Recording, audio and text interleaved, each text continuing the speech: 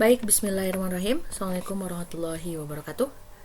Perkenalkan, Ibu Tuti Utami, mengajar kelas 8 ya pada tahun ini. Baik, hari ini kita akan lanjutkan. Kalau kemarin kita sudah membahas mengenai gerak pada benda, sekarang kita lanjutkan ke sistem gerak pada manusia. Oke. Nah, bergerak itu kan secara fisika berarti berpindah tempat. Sama, manusia juga ketika bergerak artinya berpindah tempat. Nah, gerak pada manusia ini terjadi dengan adanya bantuan otot dan rangka, serta sendi ya. Nanti kita akan pelajari hari ini. Nah, kita lanjut dulu ke rangka. Di SD dulu kita sudah pernah belajar ya tentang rangka manusia. Nah, ini juga gambar rangka manusia. Pasti sudah tidak asing lagi, kalian pasti sudah tahu. Nah, rangka itu tersusun atas tulang-tulang, kemudian merupakan alat gerak pasif.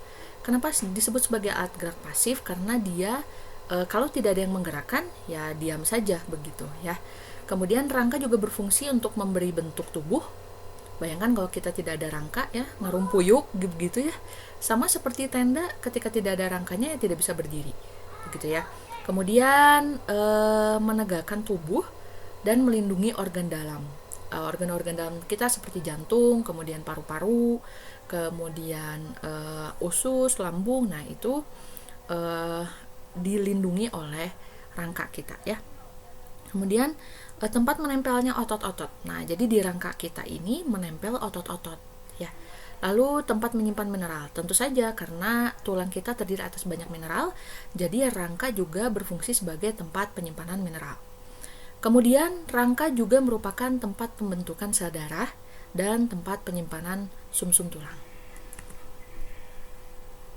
Oke, ini adalah proses penulangan atau kita sebut sebagai osifikasi. Osifikasi ya, penulangan. Sekilas saja, nanti lebih jelasnya kalian akan dapat materi ini di SMA ya. Osifikasi atau penulangan itu dimulai dari adanya mesenkim. Apaan sih mesenkim? Mesenkim itu adalah sel-sel pada bakal janin ya. Nah, sel-sel mesenkim yang mengumpul kemudian membentuk kartilago. Kita tahu kartilago itu adalah tulang rawan ya. Nah, setelah membentuk kartilago, ada bagian pada kartilago itu yang hipertropik atau mengandung banyak sekali kartilago, kondrosit ya. Lalu mengeras. Setelah mengeras, terbentuklah osteoblas. Nah, si osteoblas inilah yang nantinya menjadi cikal bakal pembentukan tulang sejati atau tulang keras. Setelah itu mulai ada ini blood vessel. Apa blood vessel? Blood vessel itu pembuluh darah. Kita tahu bahwa pembuluh darah itu merupakan sumber nutrisi ya. Jadi diberikan nutrisi si tulangnya hingga tumbuh terus, terbentuk epifisis. Ya, epifisis itu pusat penulangan ya. Jadi pembentukan tulang, pemanjangan tulang itu terjadi di epifisis. Tambah besar. Nah, ini misalnya contohnya terbentuklah tulang sejati. Ada bagian epifisis, ada bagian diafisis yang tengah. Ini epifisis terus memanjang ya. Kemudian di dalamnya ini ada pembuluh darah dan sumsum tulang. Jadi itu adalah proses osifikasi. Nah, rangka itu tersusun atas tulang-tulang ya. Kita tahu bahwa rangka itu tersusun atas tulang-tulang. Tulang itu terdiri atas tulang keras atau kita sebut osteon dan tulang rawan atau kita sebut kartilago. Nah, tulang keras itu yang ini tadi yang kita bahas di penulangan ya. Ini contohnya tulang pipa ya, tulang paha. Nah, yang memanjang ada yang disebut epifisis, tadi kita sudah sebut, diafisis dan epifisis bawah yang ini. Nah, jadi pemanjangan tulang itu dimulai di epifisis, terus memanjang.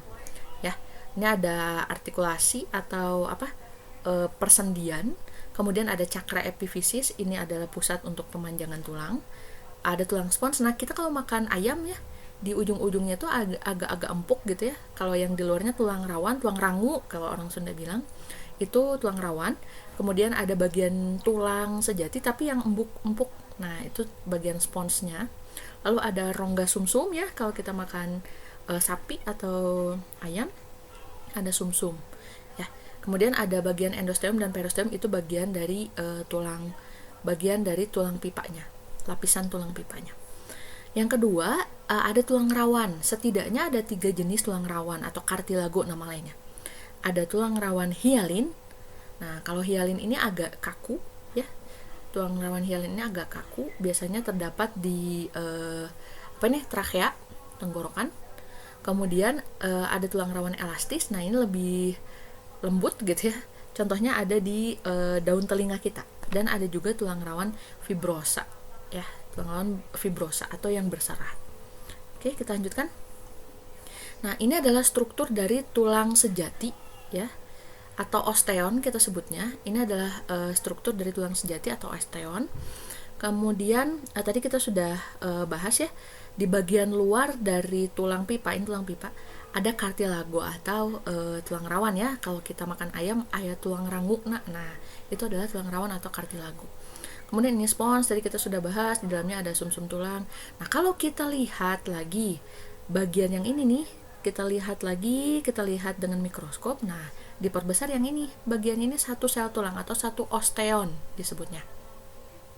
Yang paling luar itu kita sebut sebagai periosteum, atau bagian luar terluar ya, paling luar dari lapisan tulang keras.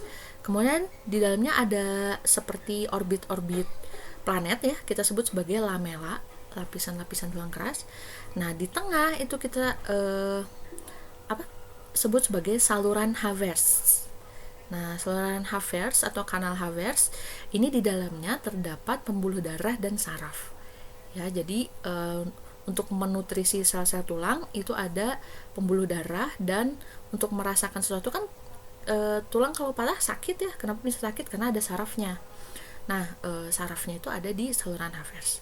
Lalu ada ini kita sebut jaring-jaringnya, jaring-jaring dari lakunanya itu kita sebut kanalikuli ya. Dan yang hitam ini tempat dari osteosit atau sel-sel tulang keras itu kita sebut sebagai lakuna.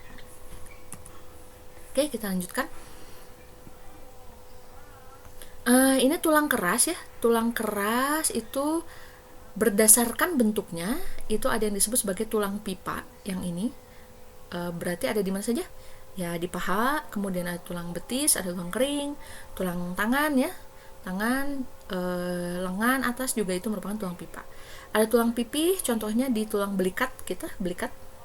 Kemudian ada tulang pendek di tulang jari-jari kita, jari telapak tangan, jari kaki juga ya sama.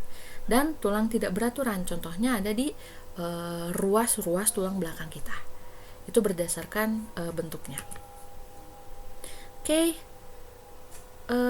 Itu dulu mungkin sebelum kita ke rangka manusia ya.